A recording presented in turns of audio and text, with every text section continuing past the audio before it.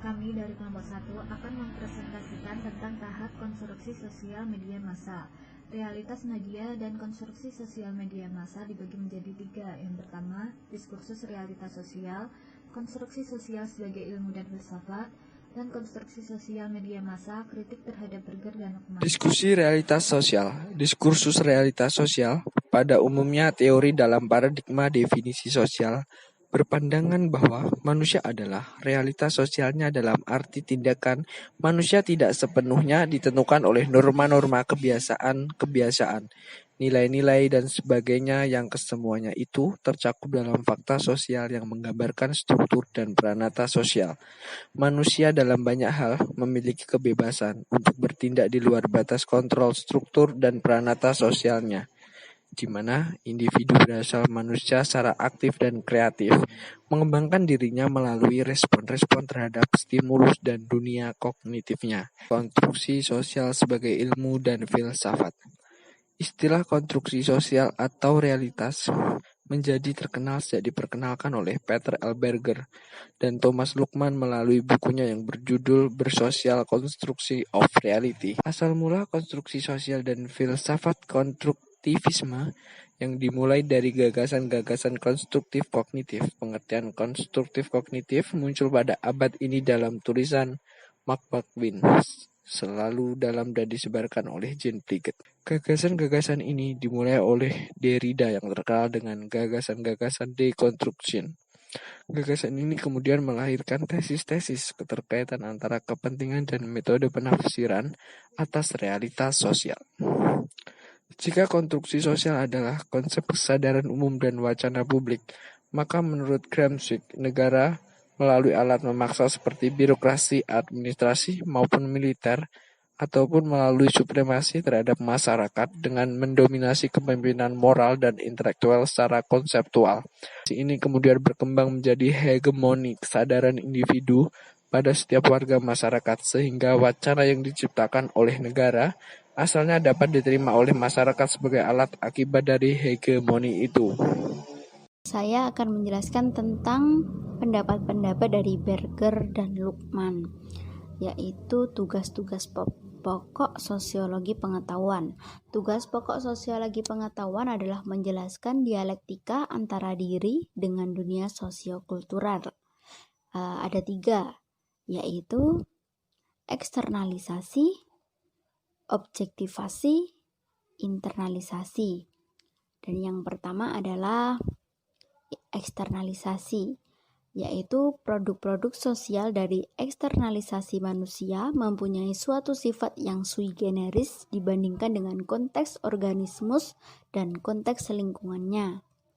Yang kedua adalah objektivasi, yaitu memanifestasikan diri dalam produk-produk kegiatan manusia yang tersedia baik bagi produsen-produsennya maupun orang lain sebagai unsur dari dunia bersama. Kemudian yang ketiga adalah internalisasi, yaitu dasar bagi pemahaman mengenai sesama saya, yaitu pemahaman individu dan orang lain serta pemahaman mengenai dunia sebagai sesuatu yang maknawi dari kenyataan sosial. Hal-hal pokok yang penting dari ketiga tersebut adalah yang pertama, eksternalisasi, yaitu eksternalisasi terjadi pada tahap yang sangat mendasar dalam satu pola perilaku interaksi antara individu dengan produk-produk sosial masyarakatnya. Kemudian yang kedua adalah objektivasi. Hal terpenting dalam objektivasi adalah pembuatan signifasi, yakni pembuatan tanda-tanda oleh manusia, melakukan tipikasi terhadap kegiatan seseorang yang kemudian menjadi objektivasi linguistik. Kemudian yang ketiga adalah internalisasi. Bagaimanapun juga dalam bentuk internalisasi yang kompleks, individu tidak hanya memahami subjektif orang lain yang berlangsung sesaat. Individu memahami dunia di mana ia hidup dan dunia itu menjadi dunia individu bagi dirinya. 3. Konstruksi sosial media massa, kritik terhadap Berger dan Luckmann. 1. Tahap konstruksi sosial media. Konstruksi sosial terjadi secara alamiah melalui bahasa sehari-hari. Tahun 1960-an, media massa bukan fenomena yang berpengaruh dalam konstruksi sosial, karena masyarakat transisi modern di Amerika belum mengenal media massa.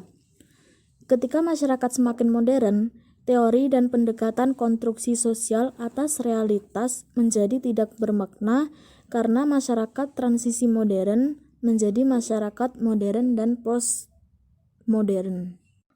Proses konstruksi sosial media melalui 3 sumber, yaitu eksternalisasi, objektivasi, dan internalisasi.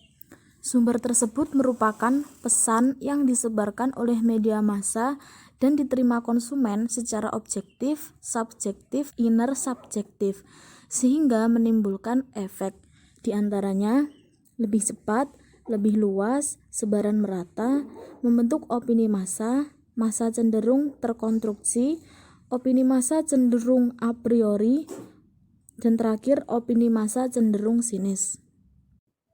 Proses konstruksi sosial media massa yaitu ada 4 tahap. 1. Tahap menyiapkan materi konstruksi. 2. Tahap sebaran konstruksi. 3. Pembentukan konstruksi realitas. 4. Tahap konfirmasi. 1. Tahap menyiapkan materi konstruksi. Tahap menyiapkan materi konstruksi terdapat 3 hal penting, yaitu 1. Keberpihakan media massa kepada kapitalisme. 2. Keberpihakan semu kepada masyarakat. 3. Keberpihakan kepada kepentingan umum. 2. Tahap sebaran konstruksi. Sebaran konstruksi menggunakan model satu arah dengan prinsip utama real time. Prinsip real time dibagi ke dalam 2 media, yaitu media elektronik dan media cetak. 3.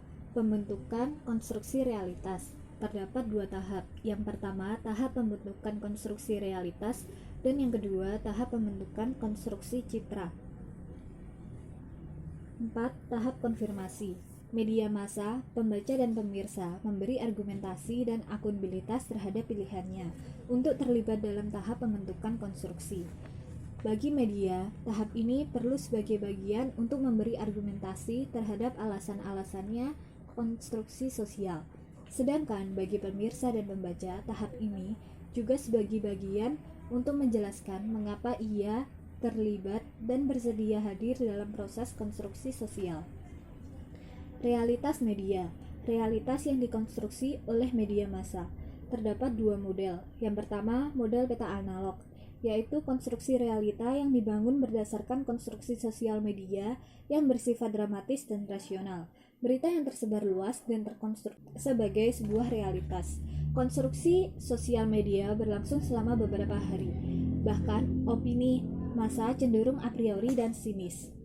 Contohnya seperti kejadian bom Bali, tsunami Aceh, dan juga kecelakaan pesawat.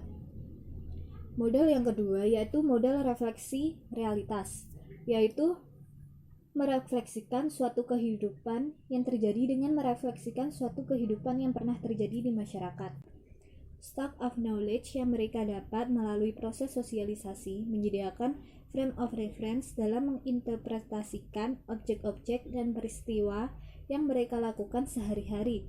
Contohnya seperti dalam film animasi The Battle of Surabaya, Doraemon, film Dylan, film Laskar Pelangi, dan SpongeBob SquarePants, dan juga film-film lainnya. Sekian dan terima kasih.